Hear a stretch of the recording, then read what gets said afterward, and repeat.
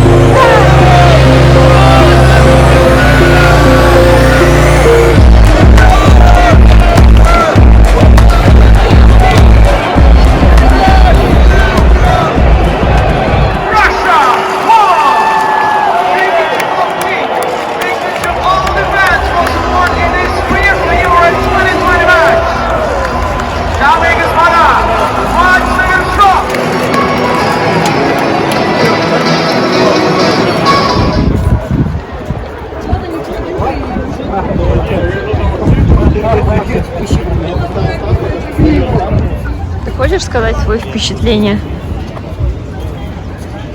Я в шоке. От того, что Россия победила? Да, были бы ворота побольше у финнов, они бы еще победили с большим счетом. У финнов ворота были очень маленькие, и нашим орлам было не попасть никак. А так нормально играли. Косячили, конечно, все время. Ну, победили все равно. Ну, случайно, я бы так сказал. Случайно. Да, случайно. Россия! Россия! Россия! Россия! Россия! Россия! Россия!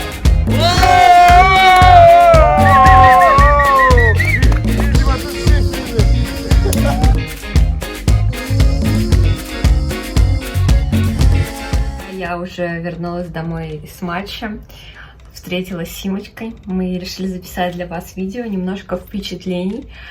Ну, конечно, было круто. В общем, впечатления классные, непередаваемые. И находиться на стадионе, а не смотреть матч по телевизору, это намного круче. Больше эмоций, впечатлений, все кричат, болеют, кричат: «Россия, вперед! Нужен гол! Там Россия, давай, давай!» И каждый раз, когда футболисты подходили ближе к воротам соперника и создавалась ситуация уже близкая к голу, такое внутри было чувство, что ну давайте, давайте, ты ждешь, болеешь, вот, и каждый раз следишь. И когда вот во время игры не удавалось забить гол, было немножечко грустно, печально.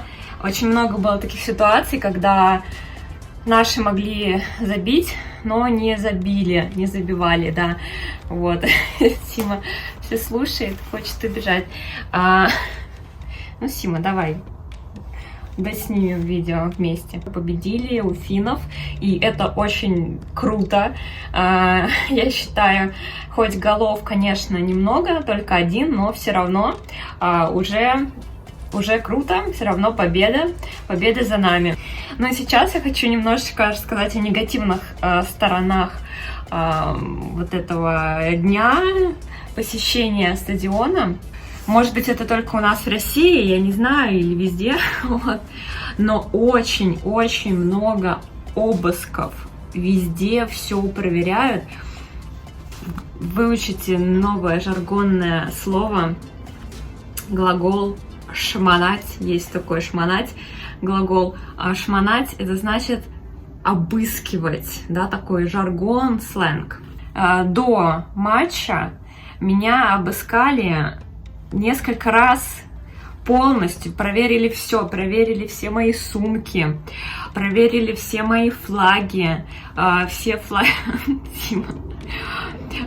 мои флаги развернули, посмотрели, нет ли там каких-то надписей, ну, наверное, что-нибудь, они думали, что будет что-то связанное с Навальным, возможно. Вот, посмотрели внимательно, проверили. И потом посмотрели, да, всю мою сумку. У меня была шоколадка. Шоколад сказали нельзя, выбросили его. Открыли кошелек. Мой кошелек открыли, посмотрели все мои кредитные карточки. Деньги там у меня было немного налички. Все посмотрели.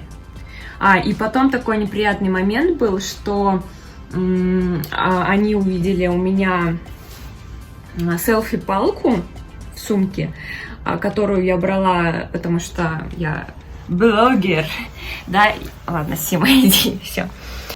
Селфи-палку сказали нельзя на стадион проносить, а я уже прошла все проверки всех билетов, все досмотры я прошла, и так как у меня была селфи-палка, мне нужно было выйти еще раз со стадиона, пойти в камеру хранения, которая была на входе, и там еще была очередь, отстоять очередь еще там минут 10-15, сдать мою селфи-палку, там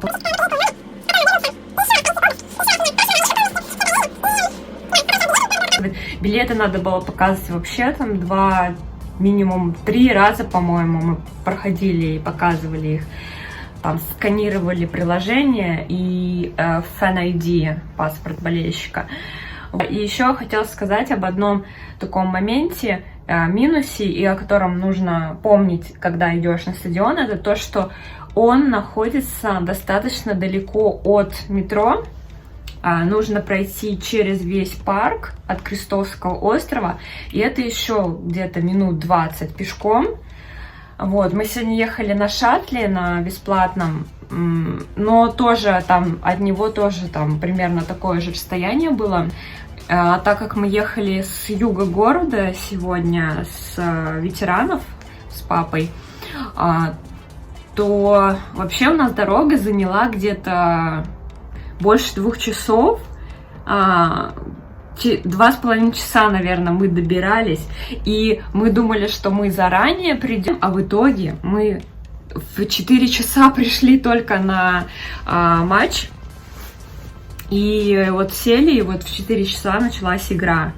Вот, поэтому все быстро-быстро, все вот эти досмотры, проверки, да, очень долго ехали, вот, и вот это был такой негативный момент этого всего, вот, ну, и, конечно, ну, матч понравился, но вот если бы не было вот этих отрицательных, неприятных моментов, то, не знаю, было бы, наверное, больше эмоций. В общем, еще раз поздравляем нас, поздравляем Россию с победой. Хорошо, мы молодцы. Я рада, что на нашей такой первой большой игре, на моей, да, на которой я была, мы победили. Еще раз скажу спасибо моему студенту Мохаммеду из США, который отдал мне свои билеты, потому что он не смог приехать. Мохаммед, привет, спасибо. Надеюсь, мы увидимся. Но он все-таки приедет, наверное. Надеюсь, мы увидимся в Санкт-Петербурге. Вот, и встретимся. Спасибо за просмотр, спасибо за то, что болеете за Россию, за то, что смотрите мой канал и любите Россию и русский язык. Пока, до новых встреч в новых видео.